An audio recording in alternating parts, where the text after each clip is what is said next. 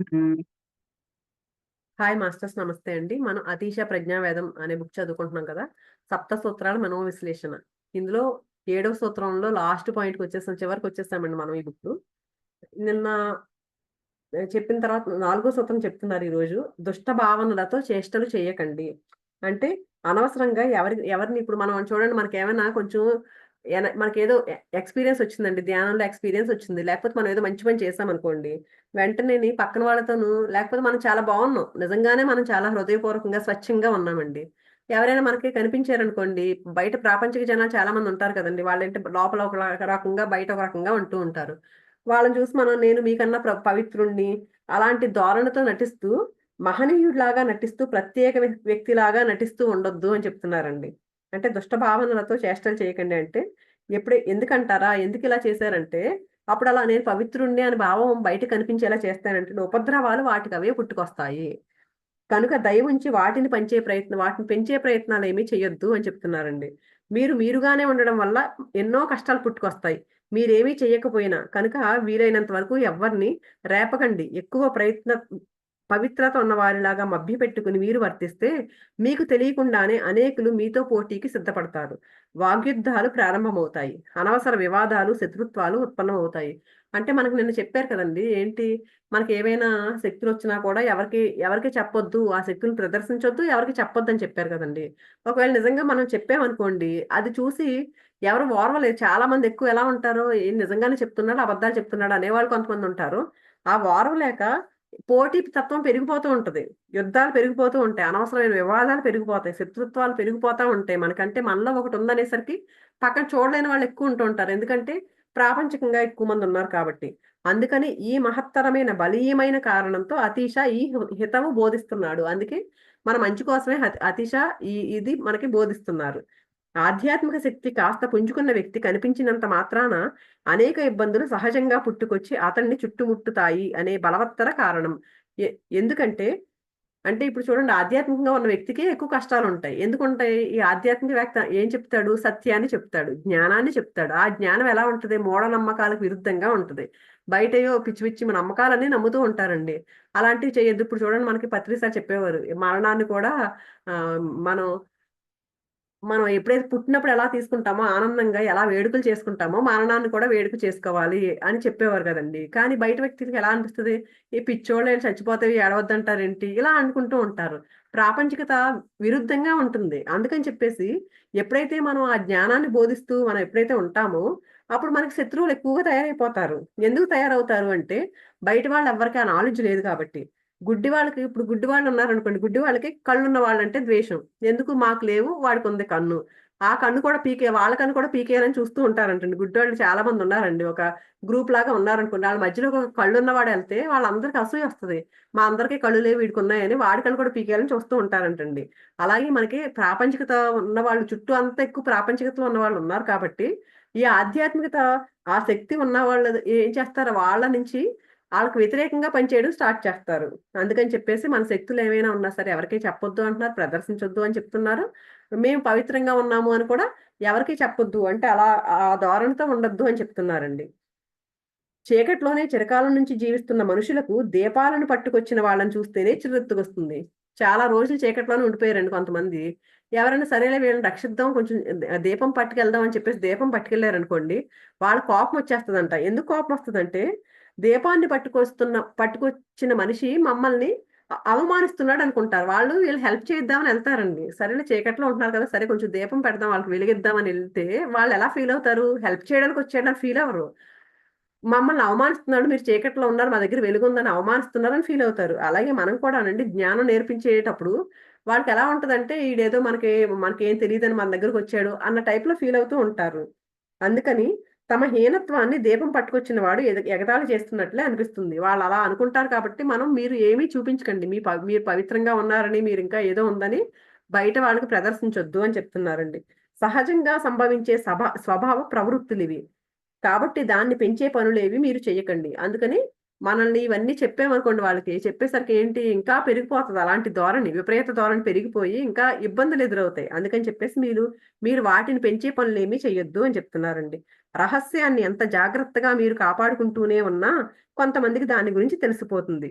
మీలో ఉన్న రహస్యానికి స్వభావ సిద్ధంగా ఉన్న శక్తి వల్ల కొందరు మిమ్మల్ని గుర్తించి తీరుతారు. అంటే నిజంగానే ఆ శక్తి మనలో ఏదో పవర్ ఉందండి. అది ఎంత ఎవరికీ చెప్పకుండా దాచుకున్నా కూడా ఎలాగోలా బయట పడిపోతూ ఉంటదంట. ఎందుకంటే దానికి ఆ శక్తి ఉంది. ఆ శక్తి ఏదైతే ఉందో దానికి ఆ పవర్ ఉంది బయటకొచ్చేసే అందరిని గుర్తించగలుగుతారు కొంతమంది. మీరు హిమాలయాలకు పారిపోయినా కొందరు మిమ్మల్ని వెతికి పట్టుకుంటారు. ఎందుకంటే అన్వేషణే వారి స్వభావం కనుక. ఎంతో సున్నితమైన మనుషులు తమ జీవితంలో ఏ మహత్తర శుభమో సంప్రాప్తించబోతున్నది నిరీక్షిస్తున్న వారు ఎంతో మంది ఉన్నారు. అంటే వీళ్ళు చాలా మంది ప్రాపంచికతలో ఎలా ఉంటారంటే ఇంకా ఏదో వస్తది మాలో అని చెప్పేసి నిరీక్షించే వాళ్ళు ఉంటారు కదా! వాళ్ళందరూ ఏంటి ఒక గురువు కావాలి మాకు అని చెప్పేసి అన్వేషణ సాగిస్తూ ఉంటారు. వాళ్ళందరూ గుర్తిస్తారు. ఇలాంటి శక్తులున్న వాళ్ళని గుర్తించగలుగుతారు వాళ్ళు. మీరు గొప్పలు చెప్పుకోనక్కర్లేదు. అసూయతో దహించకపోనక్కర్లేదు. కేవలం మిమ్మల్ని మీరు దాచించుకునే ప్రయత్నాన్ని చేయకండి చాలు. అయినా మీ గురించి కొందరికి తెలిసిపోతుంది. అసూయ ఏంటంటే మనకంటే నిన్న చెప్పారు కదండీ! మనకంటే తక్కువ శక్తులున్నాయి. కానీ వాడు ప్రదర్శిస్తున్నాడు. ప్రదర్శించేసరికి మనకెలా అనిపిస్తది? నాకింకా ఎక్కువ శక్తులున్నా నేను నేను ప్రదర్శించట్లేదు కదా! అని అసూయొస్తది కదండీ! అందుకని అలాంటి అసూయతో ఉండొద్దు.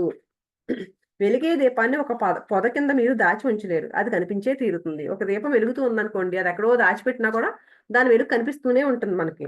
వెలుగును మీరు మూసిపెట్టి ఉంచలేరు. ఆ వెలుగులు విరజమ్మబడుతూ బయటకు వస్తాయి. అన్వేషకులు మీ దరి చేరిన వెంటనే శిష్యులు తయారవుతారు. భక్తులు ఏర్పడతారు. ఎంతో విస్తృతి ఉన్న సంఘంలో ఎందరో మీ ఉనికి వల్ల విరుద్ధంగా ఉత్ప్రేరితులై కలవరపడి దోషావేశులవుతారు. సంఘం కోపిస్తుంది. సంఘం మిమ్మల్ని, మీ కర్తవ్యాన్ని, మీ ఆశ్రమాన్ని విధ్వంసం చేసి రూపుమాపేందుకు ప్రయత్నిస్తుంది. కొంతమంది అన్వేషణ చేసేవాళ్ళున్నారు కదండీ! గురువులను పట్టుకోవడం కాస్త అన్వేషణ చేసేవాళ్ళకి ఎవరికైతే శక్తి ఉందో వాళ్ళని అంటే ఇది ఈ జ్ఞానజ్యోతి కనిపెడతారు కదండీ! ఆ కనిపెట్టిన వాళ్ళు వీళ్ళ దగ్గరకొచ్చి శిష్యులుగా మారతారు. మారినప్పుడేమో ఒక ఆశ్రమాల కింద ఆశ్రమాలు కట్టుకుంటారు కదండీ! ఆశ్రమాల్లో శిష్యులు వీళ్ళంతా గురువులతో ఉన్నప్పుడు, ఈ సంఘంలో వ్యతిరేకమైన వాళ్ళు ఎక్కువ మంది పెరిగిపోయి ఏం చేస్తారు? ఆశ్రమాలను కూడా నాశనం చేయడానికి ట్రై చేస్తూ ఉంటారు. ఇదంతా ఎందుకు జరుగుతుంది అంటే, సంఘం మూలాన్ని మీరు ఛేదించే ప్రయత్నాలను చేస్తున్నారు కనుక.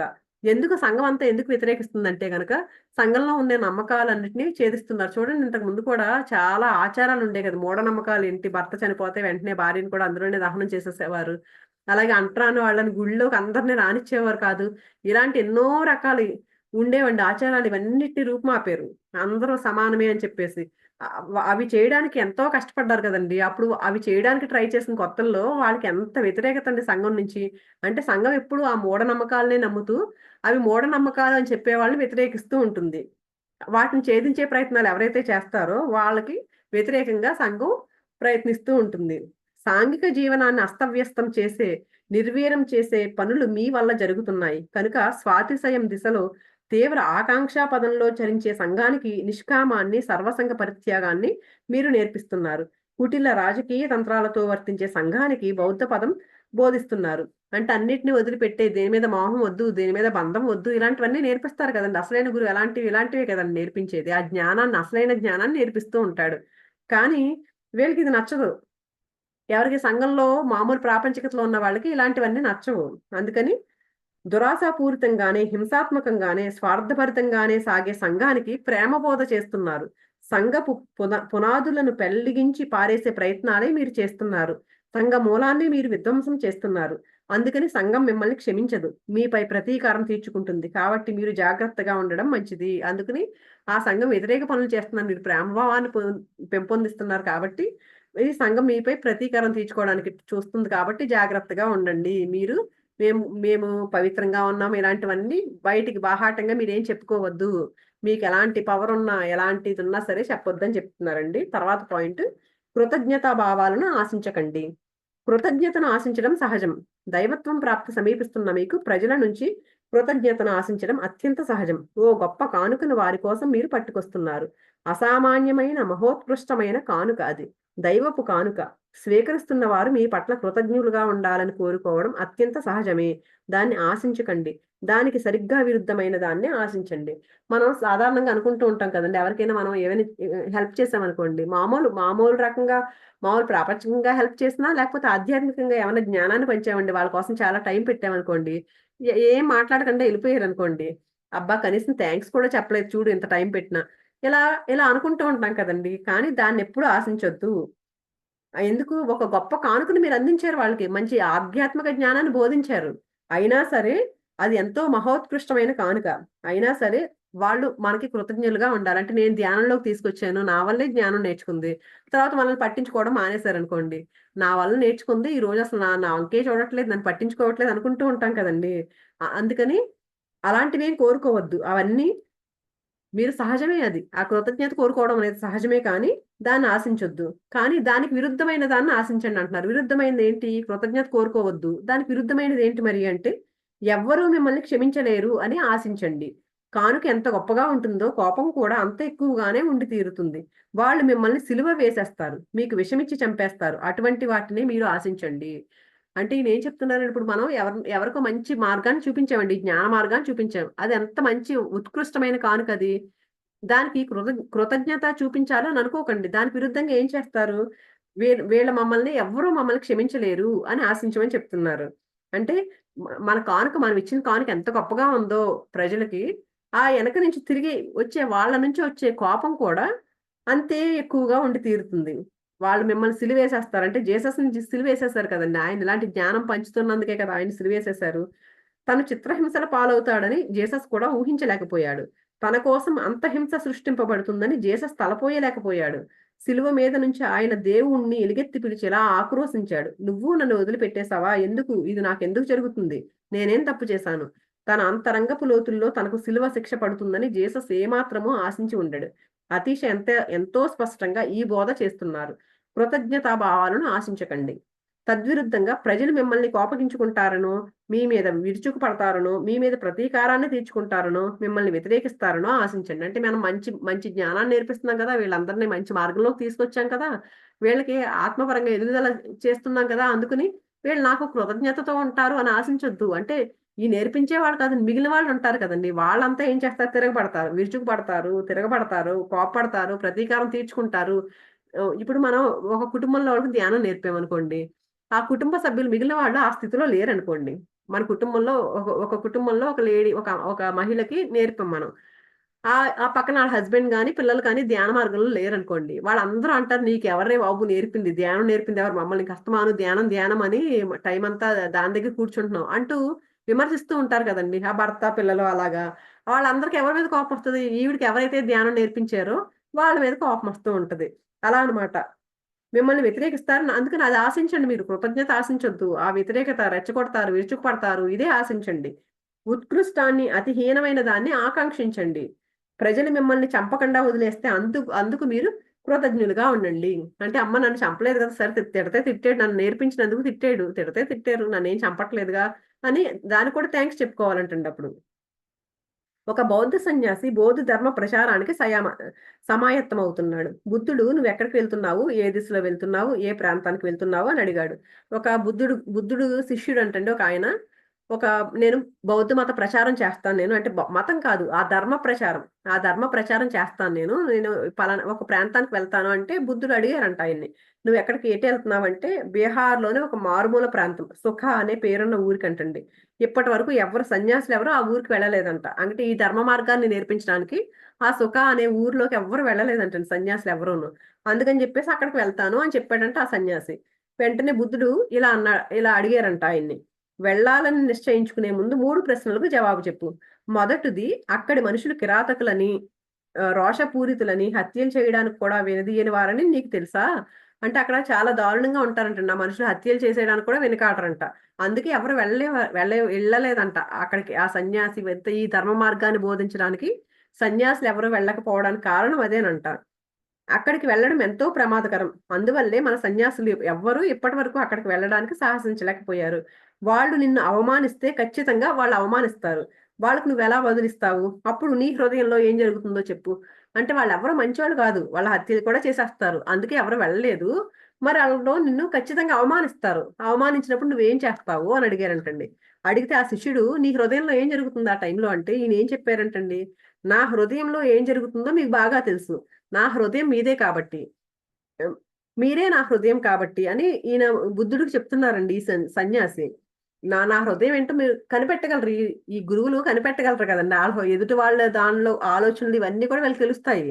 అయితే నా హృదయం మీదే కాబట్టి మీకు తెలుసు నా హృదయంలో ఏముంటుందో. కానీ ఈ అనవసర ప్రశ్నలన్నీ ఎందుకు మీరు ప్రశ్నించారు కాబట్టి నేను జవాబు ఇవ్వాల్సి వస్తుంది. వాళ్ళు నన్ను అవమానిస్తే నా హృదయ అంతరంగంలో వారి పట్ల కృతజ్ఞత కలుగుతుంది. వాళ్ళు నన్ను అవమానిస్తారు. అప్పుడు నువ్వేం చేస్తావంటే ఏం చెప్తున్నాడండి ఈయన? వాళ్ళు నిజంగా నన్ను అవమానిస్తే కనుక నా అంతరంగంలో, నా హృదయంలో వారి పట్ల కృతజ్ఞత కలుగుతుంది. ఎందుకు నన్ను చితక్కొట్టకుండా కేవలం అవమానం మాత్రమే చేసినందుకు. అవమానించి వదిలేసారు నన్ను. చితక్కొట్టలేదు కదా! అందుకు థాంక్ యూ అని చెప్పుకుంటాడంటండి. ఆయన హృదయంలో అలాంటి భావం ఉంటదంట ఆ టైంలో అవమానిస్తే. ఇప్పుడు రెండో ప్రశ్న అడుగుతున్నారు బుద్ధుడు. వాళ్ళు నిన్ను చితక్కొడతారు. మీకు బలమైన దెబ్బలే తగులుతాయి. అప్పుడు నీలో ఏం జరుగుతుంది? నువ్వెలాంటి ఆలోచన చేస్తావు అని అడుగుతున్నారండి. ఫస్ట్ ఏమడిగారు? వాళ్ళు అవమానిస్తే ఏం చేస్తావు అని అడిగితే ఈయనేం చెప్పాడు? సరేలే అవమానిస్తే అవమానించారు. నన్ను చితక్కొట్టలేదు కదా! అందుకు థాంక్ యూ అని చెప్పుకుంటానంటే రెండోది ఏమడుగుతున్నారు? సరే ఇప్పుడు వాళ్ళు చితక్కొట్టేశారు. అప్పుడు నువ్వు ఎలా ఉంటావు? నీ ఆలోచన ఏంటప్పుడు అంటే శిష్యుడు ఇలా సమాధానం చెప్పాడంటండి. అది కూడా మీకు బాగా తెలుసు. అప్పుడు కూడా నేను వారి పట్ల కృతజ్ఞుడిగానే ఉంటాను. నన్ను చంపేయాలి అని అనుకోకుండా కేవలం కొట్టాలనుకున్నారు అనే ఆలోచన నాలో కలుగుతుంది. చూడండి ఎంత గొప్పగా నిజంగా మనం కూడా ఇలా ఎదగాలండి. అంటే ప్రతి దానికి కృతజ్ఞత చెప్పుకోమని చెప్తారు గదండీ! అప్పుడు కొట్టినా సరే ఏమనుకుంటాడంటే ఈయన, సరే నన్ను చంపలేదు కదా! కొట్టారంతే నన్ను చంపలేదు కదా! అందుకు థాంక్ యూ అని చెప్పుకుంటారు. అలాంటి ఆలోచనే వస్తుంది నాకని చెప్పాడండి. అప్పుడు బుద్ధుడు మూడో ప్రశ్న అడిగారు. వాళ్ళు నిన్ను చంపగలరు. వాళ్ళు నిన్ను చంపేస్తే నీకేమవుతుంది? నీ హృదయంతో నువ్వేం ఆలోచిస్తావు అని అడిగారంట. అప్పుడు శిష్యుడు ఇలా అన్నాడంట. ఆ విషయం కూడా మీకు తెలుసు. వ్యర్థంగా ఈ ప్రశ్నలన్నీ అడుగుతున్నారు. నా హృదయంలో ఏముందో మీకు తెలుసు. కానీ మీరు అనవసరంగా అడుగుతున్నారు. కానీ మీరు అడిగారు కాబట్టి నేను చెప్తాను.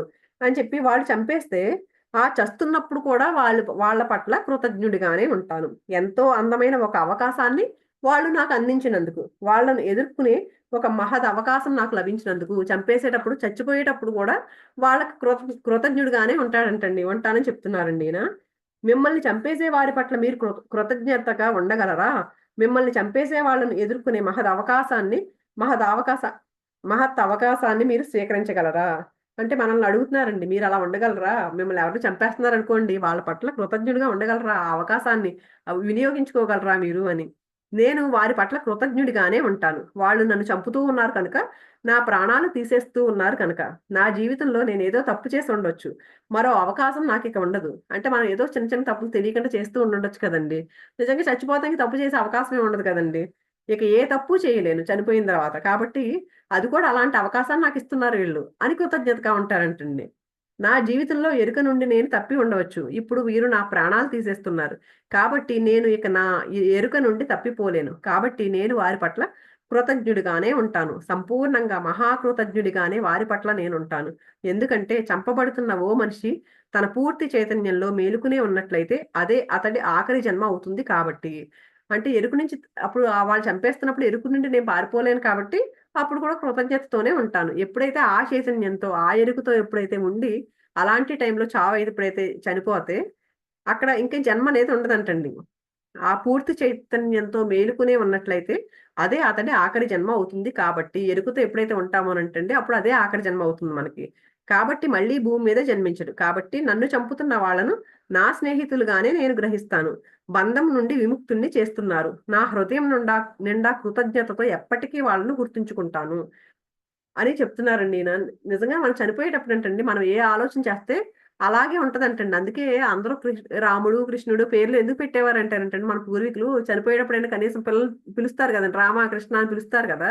ఆ టైంలో అయినా సరే కనీసం చదువుకుంటారని జెప్పేసి ఆ పేర్లు పిలిస్తే అప్పుడైనా ఆ రాముడి మీద లేపోతే ఆ కృష్ణుడి మీద మన ధ్యాస మల్లుతుంది. ఈ ప్రాపంచిక విషయాల మీద కాకుండా అని చెప్పేసి అలా పెట్టుకునేవారంటండి పేర్లు అప్పట్లో. అంటే మనం చివరి చివరి సమయంలో మనం ఎలా జీవిస్తే, మన తర్వాత జీవితం కూడా అలా ఉంటుంది కాబట్టి, మనకి ఇలాంటివన్నీ పెద్దవాళ్ళు ఊరికే పెట్టలేదండి అవన్నీను. అందుకని మనం ఎప్పుడైతే చైతన్యంతో ఉంటామంటండి, అది లాస్ట్ జన్మ అవుతుందంట చనిపోయేటప్పుడు. ఇక్కడ ఈయన చెప్పేది పూర్తి చైతన్యంతో మేలుకొని ఉన్నట్లయితే, అదే అతడి ఆఖరి జన్మ అవుతుంది. బుద్ధుడు అప్పుడిలా చెప్పారంటండి బుద్ధుడు. "నువ్వు ఇక ఎక్కడికైనా వెళ్ళవచ్చు. ఎక్కడికి వెళ్ళినా నా శక్తిని ప్రసరిస్తూనే ఉంటావు కాబట్టి." ఈయన క్వెషన్ చేశారనమాట. ఈయన అంటే అక్కడ వెళ్ళడానికి ఎలాగని చేసిన తర్వాత ఈయన చెప్పిన ఆన్సర్‌లో సాటిస్ఫై అయ్యారు ఈయన. "ఎళ్లి నువ్వు ఎక్కడికైనా వెళ్ళొచ్చు. ఎక్కడికైనా వెళ్లి నా శక్తిని ప్రసరిస్తూనే ఉంటావు. కాబట్టి నా ప్రేమను, నా కరుణను నువ్వు పంచుకోగలవు. మనుషులందరిలో చురుకుదనాన్ని, ఎరుకను నింపగలవు. నువ్వు సిద్ధంగానే ఉన్నావు." ఆయన పరీక్షించాడు. ఈయన సిద్ధంగానే ఉన్నాడని అర్థమైంది ఈయనకి. అర్థమై పర్మిషన్ ఇచ్చారు వెళ్ళడానికి. అతీష చెప్తున్నది కూడా ఇదే. కృతజ్ఞతను ఆశించకు. నీకు కీడు వాటిల్లినా కృతజ్ఞతగానే ఉండండి. మీకు కీడు వాటిల్లడమే సహజం. ఇది మీకు బాగా అర్థం కావాలి. దాన్నే మీరు ఆశించాలి.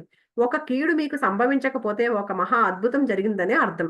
జీసస్‌కు సిలువ పడకుండా ఉంటే, సోక్రటీస్‌కి విషాన్ని ఇవ్వకుండా ఉంటే, మహావీరుణ్ణి పలుమార్లు చితక్కొట్టకుండా ఉంటే, బుద్ధుణ్ణి హతమార్చడానికి అనేక యత్నాలు జరగకుండా ఉంటే, అవి మహా అద్భుతాలే అయి ఉండేవి.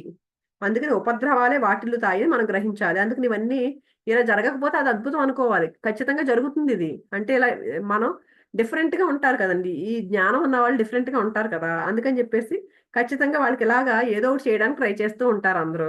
కాబట్టి అవి అలాగే జరుగుతాయి. కీడు వాటిల్లుతూ ఉంటుంది. అందుకని దాన్నే ఆశించమంటున్నారండి. ఉపద్రవాలే వాటిల్లుతాయని మనం గ్రహించాలి. మానవత్వంలో అతి పెద్ద భాగం అలాగే మనుగడ సాగిస్తోంది. చీకటిలో, గాఢ అంధకారంలో, ఆ మహా అంధకారంలో అంతకంటే విభిన్నమైన వాటిని మీరు ఆశించకూడదు, ఆశించలేరు. అంటే చీకటంటే ఏంటండి? మానవత్వంలో చీకట్లో అంటే ప్రాపంచికత ఎక్కువగా ఉంది కాబట్టి, ఆ ప్రాపంచిక తత్వం అంతా అజ్ఞానంలోనే ఉన్నారు. కాబట్టి, అలాంటి అజ్ఞానుల మధ్యలో మనం ఏదో మంచిని ఆశించకూడదు. మనం అక్కడ ఏదో నేర్చుకోవడానికో ఏదో వచ్చాం కాబట్టి దాన్ని గమనించాలి అంతేగాని వాళ్ళ నుంచి కృతజ్ఞత ఆశించకూడదు. అందుకని అతీష ఏం చెప్పారంటే అతీష అది మళ్ళీ ఇది చెప్తున్నా చాలా సార్లు చెప్పారండి ఈ పాయింట్ ఇప్పుడు. గత కాలపు చేష్టల పర్యవసానమైన కర్మఫలాన్ని జాగృతం చేయడం ద్వారా మరి నా దీక్షాపూరిత ప్రేరణ ద్వారా నేను దుఃఖాలను, అపవాదులను నిర్లక్ష్యం చేస్తూ నా శాశ్వత అహంభావరహిత స్థితిని అందించే ప్రశిక్షణను నేను స్వీకరించాను. ఇప్పుడు నేను మరణించిన రవ్వంతైనా లేదు నాకిక చింత. అతీష చెప్పిన వాక్యం అండి ఇది. ఈ ఈ ఇక్కడి నుంచి దగ్గర దగ్గర 4, 5 సార్లు చెప్పారండి ఇదే సేమ్ వాక్యం. ఏంటంటే ఒకసారి దీని గురించి చెప్పుకుందాం. గతకాలపు చేష్టల పర్యవసానమైన కర్మ ఫలాన్ని జాగృతం చేయడం ద్వారా మనకు నిజంగా ఏమైనా ఉందనుకోండి, ఏదో మనం అనుభవిస్తున్నాం. ఏదో కీడు మనకొచ్చిందనుకోండి, అదేంటి గతకాలపు కర్మ మనకు తెలుసది. ఏదైనా మనకి ఆపదొచ్చిందంటే అది అది గతకాలపు కర్మ అని తెలిసి, దాన్ని జాగృతం చేస్తున్నాం. అంటే దాన్ని పోగొట్టుకోవడానికి ఏదో నేను చేశాను, దానికి ప్రాయశ్చిత్తం చేసుకుంటున్నాం. చేసుకొని మరి నా దీక్షాపూరిత ప్రేరణ ద్వారా నేను దీక్షతో అంటే ఒక ప్రేరణ అంటే దీక్షాపూరిత అంటే నేను దుఃఖాలను, అపవాదులను నిర్లక్ష్యం చేస్తా. అందుకని దుఃఖమొచ్చింది. మనకి ఇది కర్మ, గతకాలం కర్మ అని మనకు తెలుసు. అప్పుడు దుఃఖమొచ్చింది, అపవాదొచ్చింది మన మీద. అప్పుడు ఏం చేయాలి మనం? దాన్ని దాటడానికి ఇది నా కర్మ అని అనుకుని ఎప్పుడైతే దాన్ని నిర్లక్ష్యం చేస్తూ, దాన్ని పట్టించుకోకుండా అపవాదొచ్చినా, దుఃఖమొచ్చినా నాది గతకాలం కర్మ కదా! అందుకే కదా ఇదొచ్చింది అని ఎప్పుడైతే దాన్ని నిర్లక్ష్యం చేస్తూ దాంతోనే ఎళ్ళిపోయి, దాంతో బాధలు పడిపోయి లేకపోతే అది నాకెందుకొచ్చింది అని దిగులు పడిపోయి, పక్కనోళ్ళని తిట్టేసి, కొట్టేసి, వాళ్ళ మీద కోపం తెచ్చుకుని, పగ ప్రతీకారాలు తీర్చుకుని ఇలాంటివి ఏమీ చేయకుండా నిర్లక్ష్యం చేసేవి. అవన్నీ ఏటిని నిర్లక్ష్యం చేయడం దుఃఖాలను, అపవాదులను పట్టించుకోకుండా అంటే, సాక్షిలాగా చూస్తూ ఉండమని చెప్తారు గదండీ! నా శాశ్వత అహంభావరహిత స్థితిని అందించే ప్రశిక్షణను నేను స్వీకరించాను. అంటే అహంభావం అనేది లేదు. అసలు అహంభావరహిత స్థితి, అహంకారం లేకుండా ప్రతిదాన్ని ఎప్పుడైతే అహంభావరహిత స్థితిని నేర్చుకున్నాడు. శిక్షణ తీసుకుని, ఆ శిక్షణను నేను స్వీకరించాను. ఏది గతకాలపు ఇవన్నీ దుఃఖాలు, అపవాదులు అన్నీ గతకాలపు జన్మ పర్యవసానమే అని గుర్తించి, అవన్నిటిని పట్టించుకోకుండా శాశ్వతంగా అహంభావం లేకుండా ఆ శిక్షణను నేను స్వీకరించాను. స్వీకరించినప్పుడు ఏమవుతుంది? నేను మరణించినా సరే రవ్వంతైనా చింత లేదు. ఎందుకు చింత లేదంటే అవన్నీ ఎప్పుడైతే వదిలిపెట్టేస్తామో అదే చివరి జన్మ, అదే మోక్షము, అదే ముక్తి. కాబట్టి ఈయన అలా చెప్తున్నారు. నాకు రవ్వంతైనా చింత లేదు. మరణం ఎప్పుడు వచ్చినా చింత లేదు. ఎందుకు లేదు? ఆయన దేన్ని తీసుకోవట్లేదు. దుఃఖం వచ్చినా, అపవాదొచ్చినా తీసుకోవట్లేదు. తీసుకోకుండా అహంభావం అనేది లేకుండా ఆ శిక్షణ తీసుకున్నాడు కాబట్టి, ఆ జ్ఞానాన్ని అందుకున్నాడు కాబట్టి ఆయన. గౌతమ బుద్ధుడే ఆది గురువు. కానీ అతీషకు ధర్మకీర్తే గురువు. శిష్యుడు తన గురువునెప్పుడూ మర్చిపోడు. తనకు ముక్తి లభించినా గురువును మరవడు. గురువు పట్ల శిష్యుడి కృతజ్ఞత మిగిలే ఉంటుంది. వాస్తవంలో ఆ కృతజ్ఞత నానాటికీ పెరుగుతూనే ఉంటుంది. సంపూర్ణమవుతుంది, పరిపూర్ణమవుతుంది. అతీష తన గురువైన ధర్మకీర్తిని స్మరిస్తున్నాడు. అతీషను ధర్మరక్షితుని వద్దకు, మైత్రేయుడి వద్దకు మరింత జ్ఞానాన్ని స్వీకరించమని ప్రోత్సహించి పంపించింది ధర్మకీర్తి ఆచార్యుడే. అతీష తన గురువైన ధర్మకీర్తినే స్మరిస్తున్నాడు. ఈయనకి ముగ్గురు గురువులు కదండి. ఫస్ట్ గురువు ధర్మకీర్తి కదా! తర్వాత ఆ ఇద్దరు గురువుల దగ్గరికి కూడా ఈయనే పంపించాడు కదా! ఎవరు ధర్మరక్షితుడు, మైత్రేయుడు వీళ్ళిద్దరి దగ్గరికి కూడా. అందుకని ఫస్ట్ గురువు ఆయనే కాబట్టి ఆయన్ని ఎప్పుడూ మర్చిపోకుండా కృతజ్ఞతతో ఉంటారంటండి. బౌద్ధ మహాచార్యులలో ధర్మకీర్తి కూడా ఉన్నాడు. ఆయన శిష్యులందరూ ముక్తులయ్యారు. అతీష ఆయన శిష్యుల్లో అగ్రగణ్యుడు. ఈయనే మొదటివాడంటండి. ఆ ధర్మకీర్తి గారి యొక్క శిష్యుల్లో. అతీష అతీష ఇలా ఇలా అంటున్నాడు. మొదటివాడు కాదు. అగ్రగణ్యుడంటే ఆహ్, ఆ ప్రసిద్ధి చెందిన వాళ్ళలో ఒకడు అన్న టైప్‌లో అండి. పంచామృత పరమౌష పంచామృత పరమౌషధ హితం. పై సూత్రాలన్నింటిలో నేను నింపిన అమృతానికి నా ప్రమేయం ఏమీ లేదు. ఆ సూత్రకర్తను నేను కాను.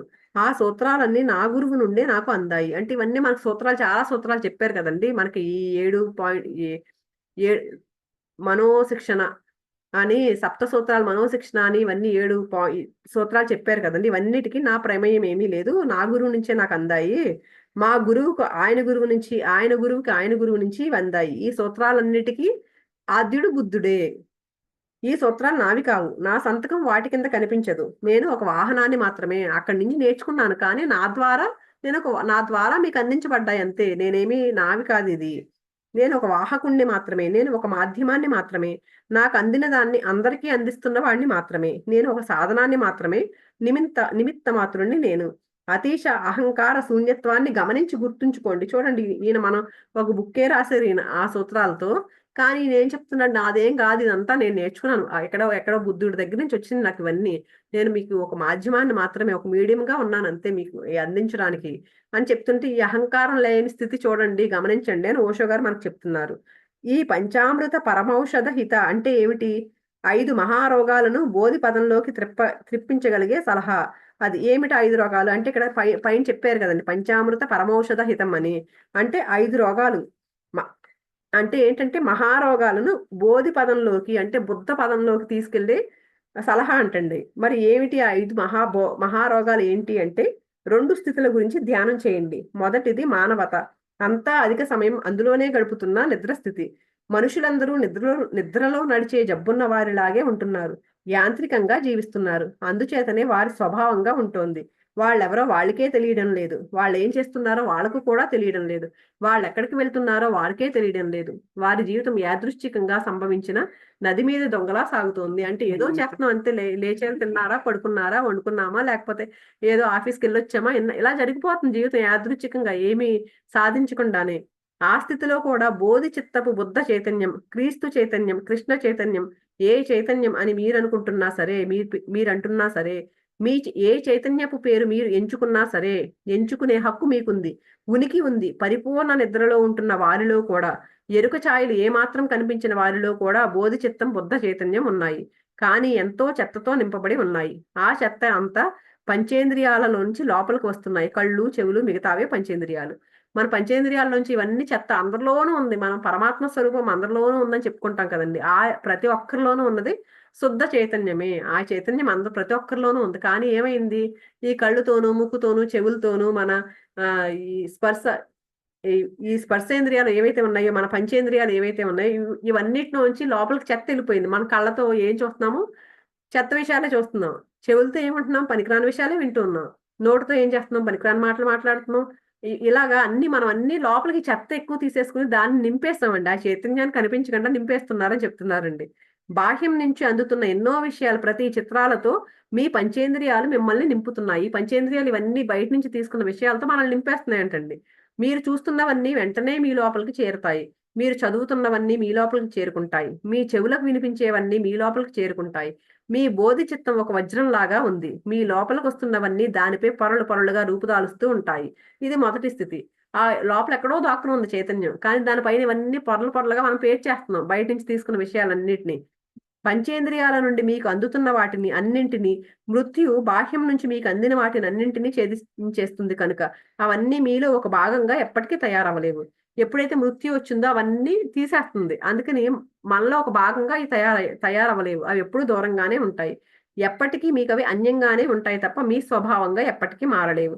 రెండవ స్థితి జాగృతుడి అంటే మేలుకొన్నవాడి, బుద్ధుడి, ముక్తుడి, సంప్రజ్ఞుడి స్థితి.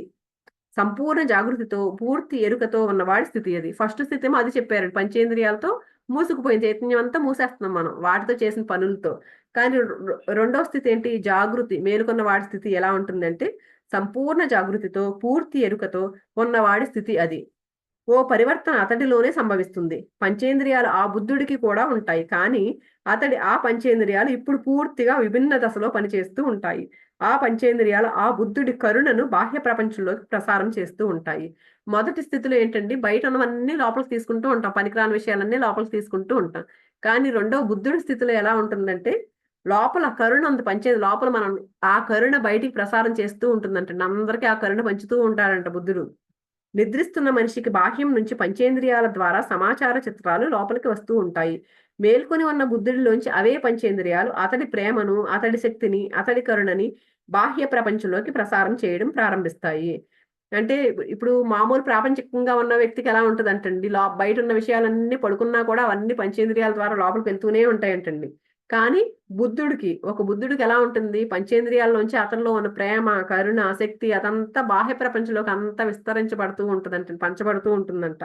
బోధి చిత్తాన్ని మీరు కనుగొన్నప్పుడు, అంతఃచైతన్యం మీకు అవగతమైనప్పుడు మరొక భిక్షగాడిలాగా మీరు ఉండలేరు. ఎప్పుడైతే మన లోపల ఇంత శక్తి ఉంది, నేను ఇలా చైతన్యాన్ని, నేను శుద్ధ చైతన్యాన్ని అని ఎప్పుడైతే తెలుసుకుంటామో మనం ఇంకా భిక్షగాడిలాగా ఉండక్కర్లేదంటండి.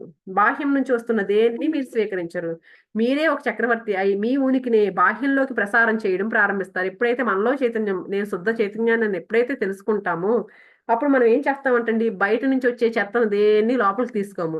ఏం చేస్తాం, మనమే చక్రవర్తి, మనమే పంచగలుగుతాం. మన లోపల ఉన్న ప్రేమ, మన లోపల ఉన్న శక్తిని, ఇంకా మన లోపల ఉన్న కరుణని మనమే అందరికీ పంచగలుగుతామంటండి ఎప్పుడైతే మన చైతన్యాన్ని మనం కనుక్కున్నప్పుడు. దానికి సౌందర్యాన్ని మీరు అందిస్తారు. బాహ్యానికి ఒక వరంగా మీరు తయారవుతారు. ఇదే ఆ పరివర్తన. పూర్తి చైతన్యంతో మీరు ఉంటే ప్రపంచానికి దేన్నైనా మీరు అందించగలుగుతారు. మీరు ఇచ్చేవారుగా తయారవుతారు. ఈ విషయం సదా జ్ఞప్తిలో ఉంచుకోండి. ఎంత ఎక్కువగా మీరు పంచుతారో అంత ఎక్కువగానే మీకు ఉంటుంది. ఎందుకంటే మీలోంచి ఎంతెంత ప్రపంచంలోకి ప్రసరిస్తుందో అచింత్యనీయ అలౌకిక సృష్టి మూలం నుండి అంతంత మీలోకి ప్రవేశిస్తుంది. చెప్తా ఉంటారు కదా, మనం ఎంత పంచితే అంత తిరిగి మనకు వస్తూ ఉంటుందని. ఎప్పుడైతే మనం ఇవన్నీ ప్రేమ, కరుణ ఇలాంటివన్నీ పంచుతూ పోయామో మనకు అనంతంగా విశ్వం నుంచి మనకు అందుతూ ఉంటాయంటండి అవి. ఆ సాగరంతో మీరు అనుసంధింపబడతారు. బోధి చిత్తమే ఆ మహాసాగరాన్ని చేర్చే ద్వారం.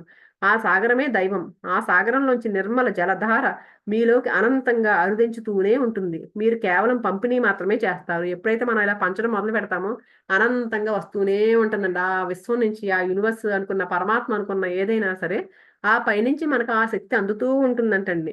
మనం ఏం చేస్తాం, జస్ట్ మనం అందరికి పంచుతూ ఉంటాం అంతే. ఆ పైనుంచి వచ్చే అంత అంత అనంతంగా వస్తుంది మన లోపలికి. జీసస్ ఇలా అనేవారు, దాచుకున్న వాళ్ళు పోగొట్టుకుంటారు, పోగొట్టుకున్న వాళ్ళు పొందుతారు. పంచుకోండి, మీకు మరింత ప్రాప్తిస్తుంది. ఇవ్వండి, అనంతం నుండి అంతగా మీకు అమరుతుంది. పరివర్తత మానవుడు సదా పంచుతూనే ఉంటాడు. ఎంత పంచినా తరిగిపోని సౌభాగ్యం అతనిదే. మనం అందుకని ఏం చెప్తారు, దాచుకున్న వాళ్ళందరూ పోగొట్టుకుంటారంటండి. పంచడం మొదలు పెడితే వాళ్ళు మాత్రమే పొందుతారంటండి. శంకరాచార్యులు అంటండి ఒకసారి సన్యాసి కదండి, భిక్ష కోసం వెళ్ళారంట. ఎంత ఒక మహిళ దగ్గరికి వెళ్ళారంటండి. ఆవిడ పేద చాలా అసలు చిన్న గుడిసె లాంటి చిన్న ఇల్లంటండి. చాలా చిన్న గుడిసెనమాట అది.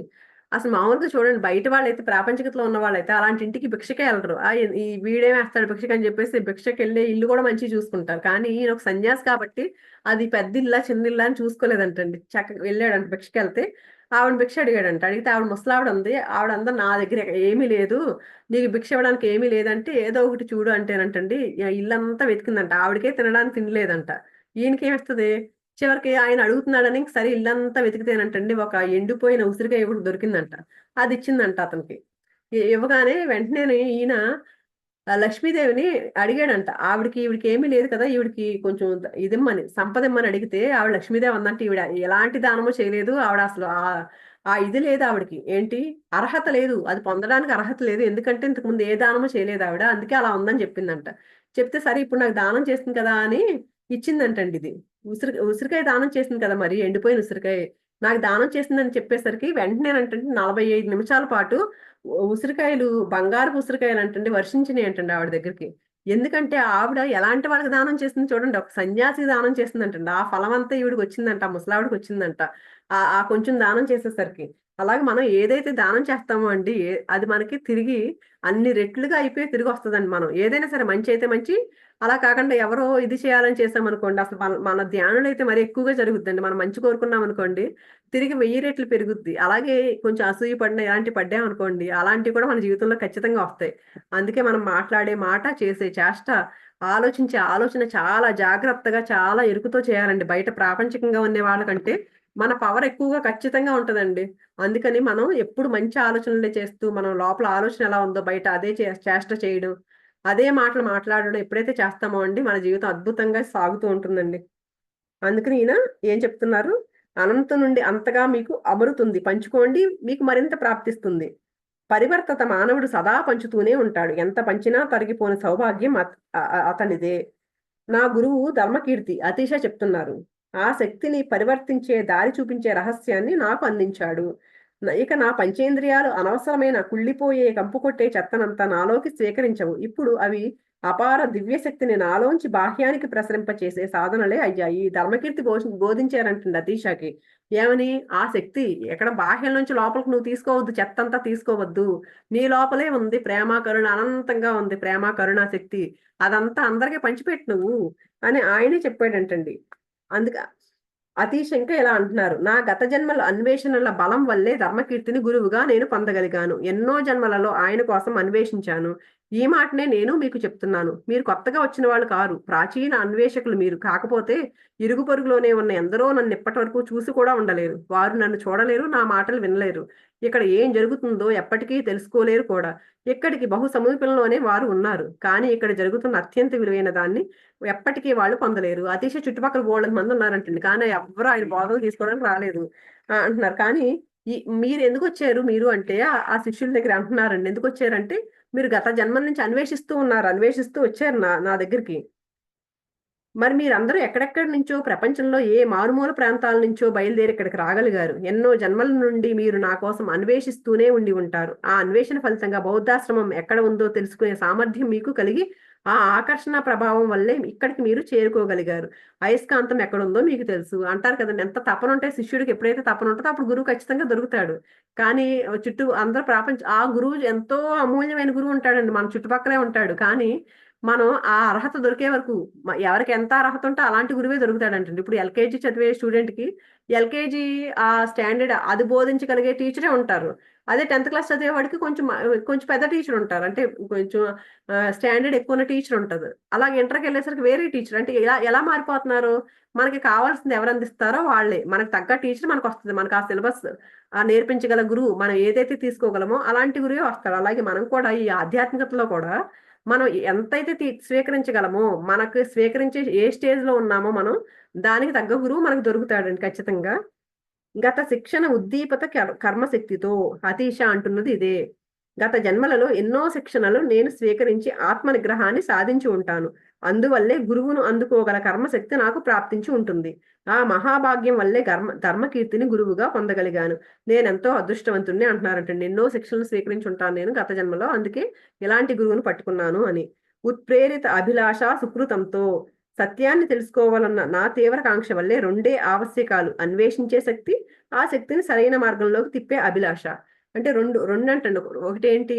ఆ శక్తి ఏంటి శక్తి? ఆ శక్తిని అన్వేషించడము. తర్వాత ఆ శక్తిని సరైన మార్గంలో పెట్టాలి. ఇప్పుడు శక్తి చాలా మందికుంటదండి శక్తి. కానీ దాన్ని అసలైన మార్గంలో చేస్తున్నామా లేదా? దాన్ని వినియోగం దాన్ని ఎలా ఉపయోగిస్తున్నాం ఆ శక్తిని అనేది చూడండి. మనకు ధ్యానంలో చాలా ఎనర్జీ వస్తది. కానీ దాన్ని మంచిగా ఉపయోగించొచ్చు. అంటే దాని పనికిరాని విషయాలు కూడా ఉపయోగించొచ్చు. ఇది ఎలా ఉపయోగిస్తాం అనేది కూడా చాలా ఇంపార్టెంట్. దైన్యాన్ని, అపకీర్తిని విస్మరించా. ఒక గురువును మీరు చేరుకున్నప్పుడు, ఆ గురువు సత్యమైన గురువే అయి ఉన్నప్పుడు, సంఘం మొత్తం మీతో వైరాన్ని ప్రకటిస్తుంది. సంఘం మిమ్మల్ని దైన్యానికి గురి చేస్తుంది. మీరు ఎన్నో బాధలు పడాల్సొస్తుంది. చెడ్డ పేరు కూడా వస్తుంది. అండ్ ఒక అసలైన గురువైతే ఇందాక నుంచి చెప్తున్నారు కదండీ! సంఘం అంతా వ్యతిరేకిస్తూ ఉంటుంది కదా! అందుకని ఎన్నో బాధలు పడుతూ చెడ్డ పేరు కూడా వస్తుంది మీకు. దైన్యాన్ని, అపకీర్తిని విస్మరించా. ఇదంతా నా గత జన్మల పుణ్యం వల్లే జరిగి ఉంటుంది. నేను ఎన్నో జన్మల నుంచి సత్యాన్వేషణ చేస్తూ ఉండి ఉంటాను. ఆ కర్మ సుకృతం వల్లే గురువును సంపాదించుకున్నాను. దైన్యాన్ని, అపకీర్తిని వదిలిపెట్టేశాను. ప్రతి వారు ప్రాచీన యాత్రికులే. దైన్యాన్ని, అపకీర్తిని విస్మరించా. దైన్యాన్ని, అపకీర్తిని పట్టించుకోకుండా ఉండగలగడం దుస్సాధ్యం.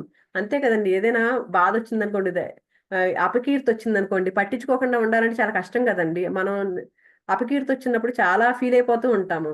ఈ ఆశ్రమపు సన్యాసులకు నేను వెయ్యిన్నొక్క కష్టాలను సృష్టిస్తూ ఉంటాను.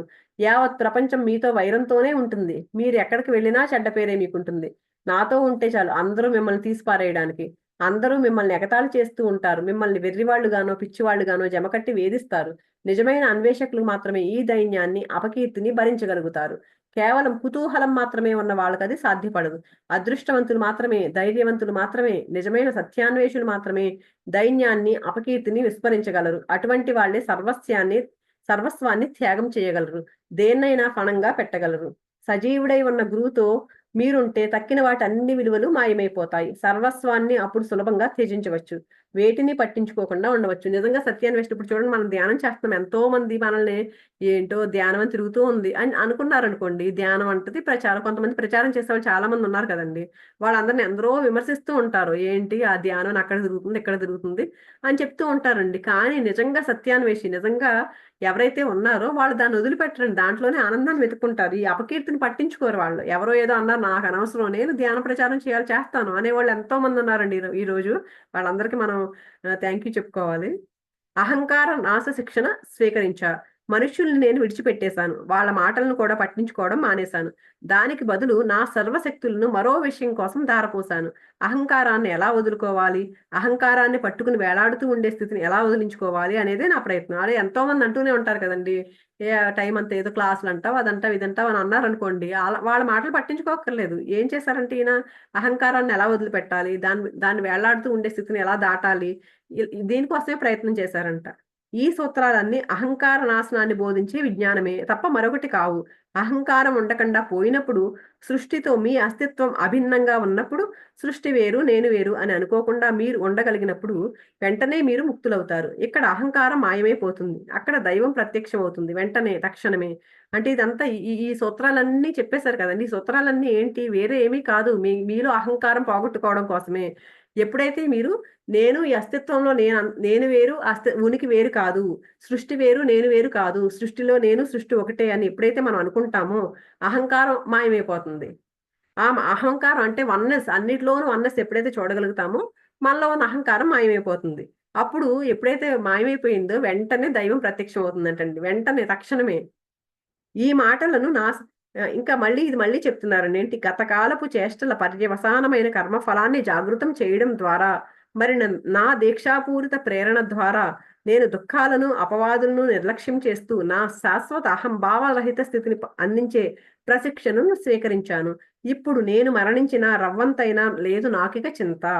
ఈ మాటలను నా సన్యాసులు అనగలిగే రోజు ఎప్పుడు వస్తుందా అనేది నా ఆకాంక్ష. ఇది అతీష చెప్తున్నారు. ఇందాక చెప్పుకున్నాం కదండి. ఏంటి, దుఃఖాలు, అపవాదాలన్నీ నిర్లక్ష్యం చేసి శాశ్వతంగా అహంభావం లేని స్థితిని ఎప్పుడైతే తెచ్చుకున్నానో, అలాంటి శిక్షణ నేను స్వీకరించాను కాబట్టి నాకు ఇప్పుడు చింత లేదు మరణం వచ్చినా అని. నా శిష్యులు ఎవరైతే ఉన్నారో వాళ్ళు కూడా ఇది ఎప్పుడైతే అనుకుంటారో, దానికోసమే నేను చూస్తున్నాను. ఈయన ఆకాంక్ష అదే అంటండి. ఈయన శిష్యులు కూడా అలాగే అనుకోవాలని. బోధి చిత్తం సంప్రాప్తిస్తేనే ఇది సంభవం అవుతుంది. ఇలా ఎప్పుడు అనుకోగలుగుతాం? ఇంక నాకు నేను అహంభావాన్ని అన్నిటిని ఇంకేమీ లేదు నాకు. ఆ రహిత స్థితిని ఈ సెక్షన్ ద్వారా సాధించేశాను. కాబట్టి ఇప్పుడు మరణం వచ్చినా సరే నాకేం చింత లేదు అని ఎప్పుడొస్తుంది ఇది అంటేనంటండి, బోధి చిత్తం సంప్రాప్తిస్తేనే ఇది సంభవం అవుతుంది. అంటే బుద్ధుడిది ఇదంతా, ఈ జ్ఞానం అంతా తెలిస్తేనే మనకి అది జరుగుతుంది. నాకు మరణం ఉన్నా చెంత లేదు, మరణం వచ్చినా చెంత లేదని ఎప్పుడు అనుకుంటాం మనం? ఈ జ్ఞానాన్ని పూర్తిగా, ఆ శిక్షణ, అహంకార రహిత శిక్షణ ఎప్పుడైతే పూర్తిగా స్వీకరిస్తామో అప్పుడు మనకి ఇది జరుగుతుంది. మీ అంతరంగపు మూల కేంద్రాన్ని మీరు తెలుసుకున్నప్పుడే, అది మీ స్వంతం కాదని, సర్వాత్మకమని తెలుసుకున్నప్పుడే అది సంభవం అవుతుంది. మన లోపల, మన అంతరంగపు మూలంలో ఏముందో మనం తెలుసుకున్నప్పుడు అది మన సొంతం కాదు. అదంతా సర్వాత్మకం. మొత్తం అందరిలోనూ ఉన్నది ఆత్మస్వరూపమే. అదే సత్వ చైతన్యం నాలో ఉన్నది కూడా అని ఎప్పుడైతే తెలుసుకుంటామో అప్పుడు మాత్రమే మనకిది సంభవం అవుతుందంటండి. అది మృత్యువుకు లోబడదు. ఇది అమృతత్వమే అని మీరు తెలుసుకున్నప్పుడు ఇది సంభవం అవుతుంది. అంతే కదండి. ఆత్మ అనేది మృత్యువు ఛేదించలేదు అని, అది అమృతత్వం ఎప్పుడూ జీవించే ఉంటుంది. ఆత్మ ఎప్పుడూ ఉంటుంది అనేది ఎప్పుడైతే తెలుసుకుంటామో మనం, అప్పుడు ఇది సంభవం అవుతుంది. అది కాలానికి, ఆవరించే స్థలానికి కట్టుబడినదే అని, అది అనంత తత్వమే అని మీరు తెలుసుకున్నప్పుడే అది సంభవం అవుతుంది. ఇది అనంత తత్వం ఎప్పుడూ ఉండేదే అని ఎప్పుడైతే తెలుసుకుంటామో అప్పుడు జరుగుతుందంటండి మనకది. అమృతస్య పుత్ర, శాశ్వతత్వపు సంతానమే మనం. ఆ సత్యం మీరు తెలుసుకోగలిగితే జీవితం ఒక నిరాశగా ఎప్పటికీ ఉండదు. ఎప్పుడైతే మేము ఎప్పుడు ఉండేదే, ఆత్మస్వరూపం ఎప్పుడూ ఉండేదే, ఇది ఎప్పటికీ మరణించదు. ఈ శాశ్వతత్వపు సంతానమే మనం అని ఎప్పుడైతే మనం తెలుసుకుంటామో జీవితం ఎప్పుడు నిరాశగా ఉండదంటండి మనకి. ఎందుకు, జీవితం ఒక వరం, ఒక ఆశీర్వాదం. అతీశాను ధ్యానించండి, ఆయన హితవులను వినండి. ఎంతో విలువైన బోధనలు ఇవి. శాస్త్ర విజ్ఞానం కాదు ఇది. ఇది మీ క్రమశిక్షణ బోధా సంగ్రహం, మీ అంతః పరివర్తన బోధా సంగ్రహం. ఇది జ్ఞానంలోకి మీరు ఎదిగేందుకు దోహదకారి ఈ గ్రంథం, జ్ఞాన గ్రంథం అని దీన్ని నేను అంటాను. ఇక్కడతో ఇది అతీశ ప్రజ్ఞావేదం పూర్తయిందండి. నాకు ఈ అవకాశం ఇచ్చిన ఈ మెడిటేషన్ ఎవ్రీవేర్ టీమ్‌కి ప్రతిరోజు టైంకి జాయిన్ అయ్యి నన్ను ప్రోత్సహిస్తున్న మీ అందరికీ, ఆ యూనివర్స్‌కి, పత్రి సార్‌కి అందరికీ నా హృదయపూర్వకమైన కృతజ్ఞతలండి. Thank you so much. Thank you universe. Thank you. Thank you so much అండి.